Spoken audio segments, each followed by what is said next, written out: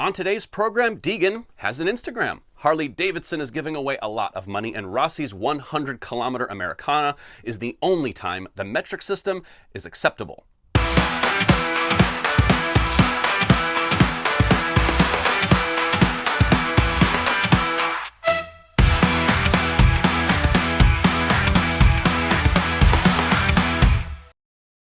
Welcome into All the Sauce, where we read the news so you can simply watch it. Here's what you need to know for December 11th, 2025.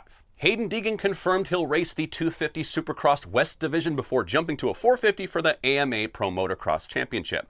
Deegan recently made his 450 debut at the FIM World Supercross Championship in Argentina, and rumors kind of had him on a 450 at A1, but this announcement basically makes that, well, highly unlikely. Racing the 250 West gives him extra time to prepare for the 450 for Pro Motocross due to Western Region's earlier start, which means having a little bit longer break before the summer series kicks in. Motul renews its global partnership with MotoGP. They announced a 5-year renewal of their partnership that extends through 2030. The renewal includes global championship sponsors, plus the title sponsorship of the Motul Japan Grand Prix and the Motul Valencia Grand Prix. The renewal complements Motul's current partnerships with MotoGP teams Red Bull KTM Tech 3 and Prima Pramac Racing.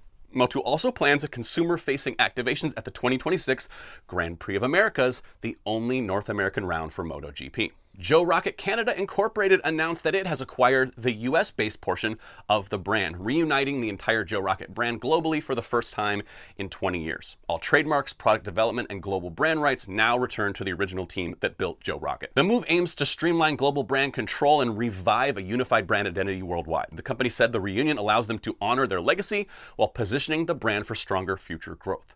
Riders can expect renewed focus on quality, innovation, and rider-first design across the products. Backcountry Discovery Routes announced the launch of a new 550-mile coastal motorcycle route in Northern California, dubbed the Lost Coast BDRX. The route includes rugged coastal tracks, mountain roads, and remote landscapes through Mendocino, Trinity, and Humboldt counties, offering a figure-8 layout giving the flexibility for riders of various skill levels. To celebrate the launch, BDR will hold a premier community event on December 13th at Scuderia West in San Francisco. If you can go, make it, with an accompanying film and live stream for the wider audience. According to the release, the route and its associated film aim to bring together the adventure riding community and highlight remote riding opportunities. Harley Davidson reveals 2026 race season contingency programs that include more than $600,000 in contingency funds for riders competing in various racing series. We're talking MotoAmerica King of the Baggers, Super Hooligan, AMA FIM Road Racing, Progressive Championship, American Flat Track, Super Twins, and AFT Adventure Trackers. The factory team returns to the 2026 season to defend its King of the Baggers championship, and for that series, Harley Davidson will offer $224,000 contingency fund for qualified racers, including payouts from 1st to 10th and a $25,000 season championship bonus.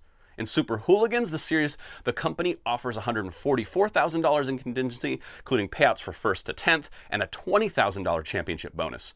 For AFT Super Twins, we're talking $188,000, 1st through 5th place, plus a $20,000 championship bonus, and they also commit $46,000 towards adventure trackers for 2026, 1st through 5th, again, in each race, and a $10,000 season championship bonus. The 2025 FIM Awards broadcasted live globally on December 6th, making it live streamed for fans and members across the planet.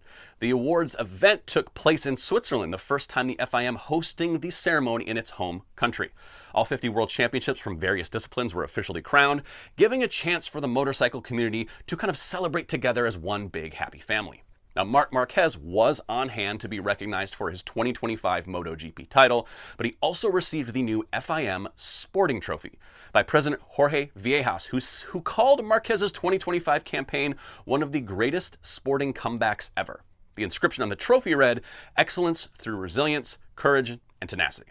The FIM has also officially revealed the 2026 entry lists for World Superbike, World Super Sport, and the inaugural World Sport Bike Series. The full entry list reflects FIM's ongoing commitment to competitive racing and the expansion of motorcycle sport globally, with a total of 13 manufacturers involved across the 3 classes. Double runner-up Nicolo Bulega continues with Ducati, aiming to once again fight for the title, and he is joined by Iker Lecuona, who makes the move over from Honda.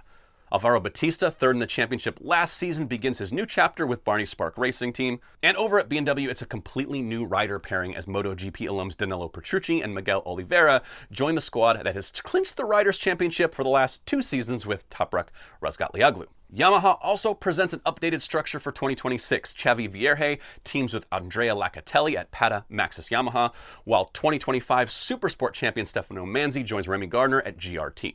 Honda also introduces an entirely new rider lineup featuring former Moto2 rider Jake Dixon and MotoGP LCR Honda rider Somket Chantra, both stepping into World Superbike for the 2026 season. And KTM's new 2027 850cc machine hits the track for the first time. They became the first MotoGP manufacturer to put its brand new developmental engine on the track, and it was confirmed by test rider Pol Espargaro sharing a video on his social media. Now, in case you've been stuck under a rock, in 2027, MotoGP is preparing for one of the biggest technical overhauls in decades, with regulations largely unchanged since the introduction of the Common ECU in 2016. And this is the first time manufacturers are required to change the engine capacity since 2012, when they went back to the 1,000 from the previous 800s. The new bikes will also feature reduced aerodynamics, a ban on ride height devices, I know some of you are very happy about that, and a move to Pirelli tires. And finally, Pecco Bagnaia and Augusto Fernandez claim victory in the 2025 100 Kilometer of Champions. The annual star-studded track event at Rossi's Ranch outside Tivoli, Italy was held on November 30th and featured a sprint race earlier in the weekend, which was won by the host and Italian MotoGP legend himself, Valentino Rossi. Now, after the solo sprint, the featured 100 kilometer race consists of teams of 2 competing over 50 laps, raced by a mix of VR46 Academy riders, MotoGP alumni, and special invited guests. However, this year the pairs were picked by an algorithm using the results from the previous day. So Bagnaia and Fernandez actually qualified 9th, with defending 100 kilometer champion Diogo Moreira on pole. But Pecco had a very fast and clean opening stint, which allowed the team to control the pace from the front. The initial lap saw close pressure from the Marco Bezzecchi-Luca Marini duo, as well as Fabio Di Giannantonio and Celestino Vietti, who engaged in battle themselves without trying to lose sight of the leader. A mid-race crash brought the field together for the remaining laps, but despite the close racing, Fernandez maintained his position against Bezzecchi and Marini. Bagnaia returned to the bike to take the win, with Bez and Marini finishing second, and Digia and Vietti rounding out the podium. Now, an untimely crash for Rossi's teammate Mattia Casadei saw the team retire midway through the race. Now it's time to see what's cooking inside the motorcycle rumor mill with a segment I like to call Throttle Sauce Paddock Talk. Now, in conversation with several riders in the MotoAmerica paddock over the last few weeks, there seems to be a strange and somewhat troubling trend emerging. Many riders we have talked to claim they haven't been paid performance bonuses for races dating back as far as the July round in Laguna Seca, which begs the question: is MotoAmerica holding onto the racer bonuses because they're in financial crisis? Or is this just typical corporate accounting feet dragging?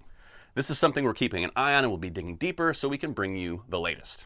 Last up today is our social media sauce of the week, and the prestigious honor goes to MotoAmerica's Rocco Landers, going absolutely bananas on his supermoto at Bushnell Motorsports Park. I mean, he's dragging head, shoulders, knees, and toes all over the asphalt. Really cool stuff. Check him out, give him a follow, and dude can ride a bike. Well, that does it for this week, and as always, let us know what you think of any of the stories we've covered here, and make sure you like, follow, share, mash all the buttons so you stay up to date with everything Throttle Sauce.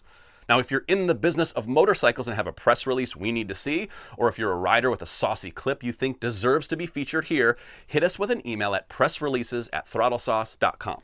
And until next time, that's all the sauce.